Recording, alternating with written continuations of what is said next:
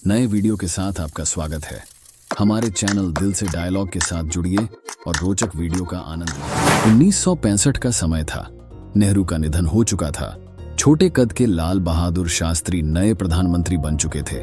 उसी दौरान पाकिस्तान के राष्ट्रपति जनरल अयूब खान को लगा कि भारत से कश्मीर छीनने का यही सही मौका है।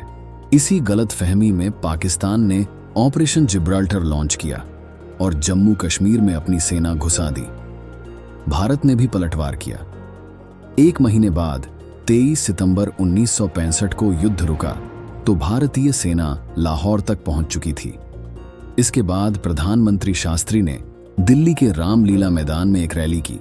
उन्होंने देश को संबोधित करते हुए कहा, पाकिस्तान के राष्ट्रपति जनरल अयूब खान कह रहे थे कि वे टहलते हुए दिल्ली पहुंच जाएंगे। जब ये इरादा हो तो हम भी जरा टहलते हुए लाहौर चले गए। मैं समझता हूं कि इसमें हमने कोई गलत बात तो नहीं की। मैं भारत का पीएम सीरीज के दूसरे एपिसोड में लाल बहादुर शास्त्री के पीएम बनने की कहानी और उनकी जिंदगी से जुड़े किस्से, नेहरू के निधन से उठा सवाल, कौन थामेगा उनकी मशाल। 27 मई 1964 को प्रधानमंत्री जवाहरलाल नेहरू का निधन हो गया। देश के सामने सबसे महत्वपूर्ण सवाल था कि नेहरू के बाद कौन। अमेरिकी पत्रकार और लेखक वेल्स हैंगन अपनी किताब आफ्टर नेहरू हू में लिखते हैं कि उस समय पीएम पद की रेस में सबसे आगे मोरारजी देसाई थे। इसके अलावा वीके कृष्ण मेनन, लाल बहादुर शास्त्री, वाई.बी. चौहान, इंदिरा गांधी, जयप्रकाश नारायण, एस.के. पाटिल और ब्रजमोहन कौल के नाम भी चल रहे थे। पीएम कैसे चुना जाए, कांग्रेस में इसका कोई पारंपरिक तरीका नहीं था। उस वक्त के कांग्रेस अध्यक्ष कुमारस्वामी कामराज भारत के अगले प्रधानमंत्री चुनने की स्क्रिप्ट लिख रहे थे। लाल बहादुर शास्त्री के साथ लंबे समय तक काम कर चुके सीपी श्रीवास्तव अपनी किताब Lal Bahadur Shastri a life of truth in politics में लिखते हैं कि कांग्रेस का वामपंथी धड़ा चाहता था कि नए प्रधानमंत्री के चुनाव को टाल देना चाहिए, क्योंकि नेहरू के निधन से लोग बहुत दुखी हैं। वे कार्यवाहक प्रधानमंत्री गुलजारी लाल नंदा को ही पीएम बने रहने देना चाहते थे। इस सुझाव को कांग्रेस अध्यक्ष कामराज ने खारिज कर दिया। उन्होंने पार्टी के वरिष्ठ नेताओं के साथ बैठकें शुरू कर दी। नेहरू के निधन के अगले ही दिन यानी 28 मई 1964 को कामराज ने वरिष्ठ नेताओं और राज्य के मुख्यमंत्रियों से चर्चा की। इसी दिन 18 ओबीसी और एसएससी सांसदों ने पीएम पद के लिए जगजीवन राम का नाम आगे किया, लेकिन ज्यादा समर्थन नहीं मिलने के कारण एक दिन में ही ये प्रस्ताव गिर गया। जब यही बात कांग्रेस अध्यक्ष से पूछी गई तो उन्होंने कहा कि आप कल तक इंतजार कीजिए, कांग्रेस वर्किंग कमेटी ही इसका फैसला करेगी। देर शाम कामराज ने मोरारजी से फोन पर लंबी बात की। इससे मोरारजी को लगने लगा कि वही अगले पीएम बनेंगे। 30 मई 1964 को कांग्रेस वर्किंग कमेटी की बैठक से पहले ही पीएम का नाम तय हो गया था।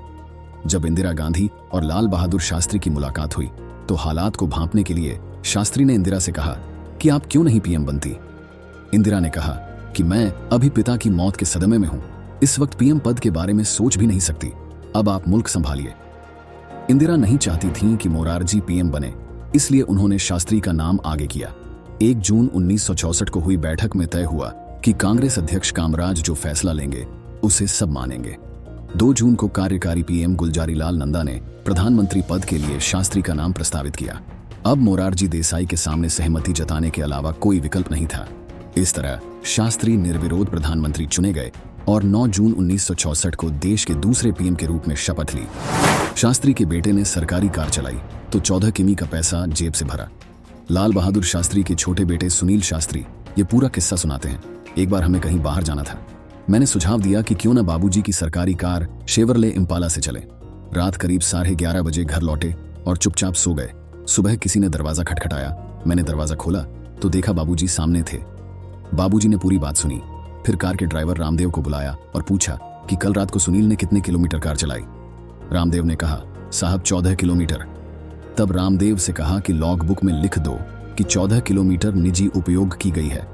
फिर उन्होंने अम्मा से कहा कि 14 किलोमीटर का जितना भी पैसा बनता है उसका पैसा निजी अकाउंट से दे दीजिएगा।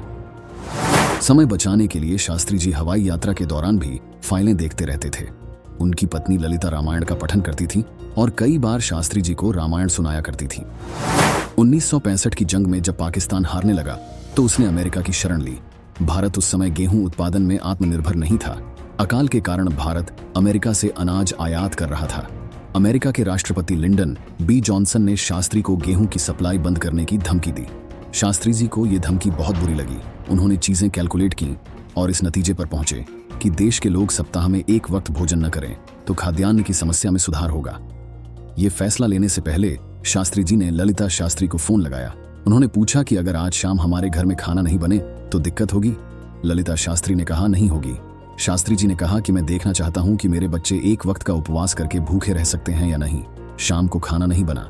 इसके बाद शास्त्री जी ने अगले दिन देशवासियों से कहा कि देश हित में क्या वो सप्ताह में एक समय उपवास कर सकते हैं। ये पहली बार था कि किसी प्रधानमंत्री ने अपनी जनता से भूखा रहने की अपील की हो और उसे पूरे देश ने माना था। इसके बाद 1965 में दशहरे के दिन दिल्ली के रामलीला मैदान में लाल बहादुर शास्त्री ने पहली बार जय जवान जय किसान का नारा दिया था। यह किस्सा है 1966 का।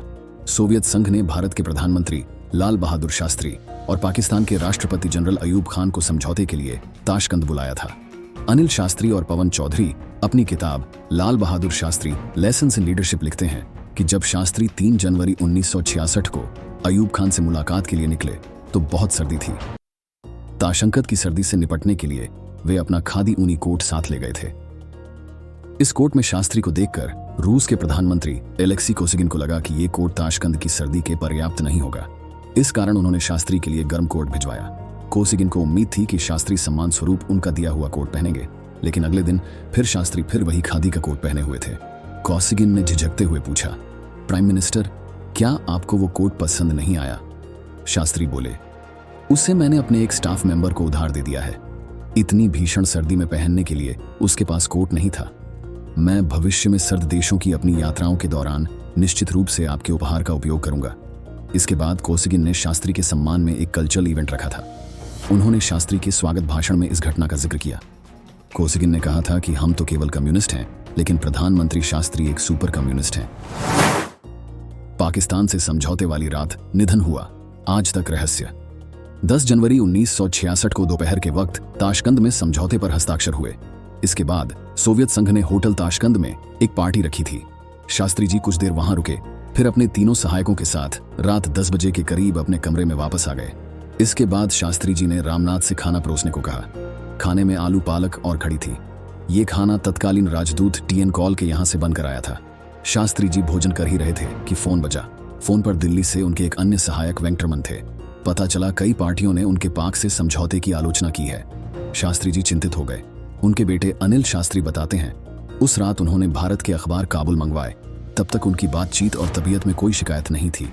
इसका मतलब है कि वो जानना चाहते थे कि देश में उनके फैसले का क्या असर हुआ है।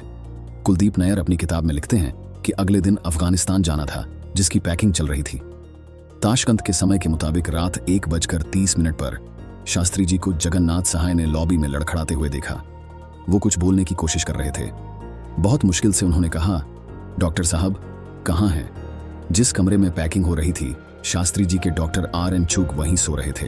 शास्त्री जी ने अपना हाथ दिल के पास रखा और फिर अचेत हो गए। निजी डॉक्टर आर.एन. चुग ने पल्स चेक किया और उनके निधन की पुष्टि की। मन रखने के लिए रूस के भी डॉक्टर बुलाए गए। इंजेक्शन दिया गया, लेकिन कोई हरकत नहीं हुई। शास्त्री जी की मौत की जांच का मामला उठता रहा। तत्कालीन सरकार ने पोस्टमार्टम भी नहीं करवाया। 1977 में जनता पार्टी की सरकार आई। जांच के लिए कमेटी बनी, राजनारायण कमेटी। सबसे पहले उनके निजी डॉक्टर आर.एन. चुग को पूछताछ के लिए बुलाया जाना था, लेकिन उनकी कार की एक ट्रक से टक्कर हो गई। इस दुर्घटना में डॉक्टर चुग की मृत्यु हो गई और उनकी बेटी जीवन भर के लिए विकलांग हो गई। यही उनके सहायक रामनाथ के साथ हुआ। सड़क हादसे में उनको बुरी तरह चोट लगी और उनकी याददाश्त चली गई। इस कमेटी की रिपोर्ट का हाल भी ढाक के 3 पात होकर रह गया और रिपोर्ट आज तक पेश नहीं की जा सकी।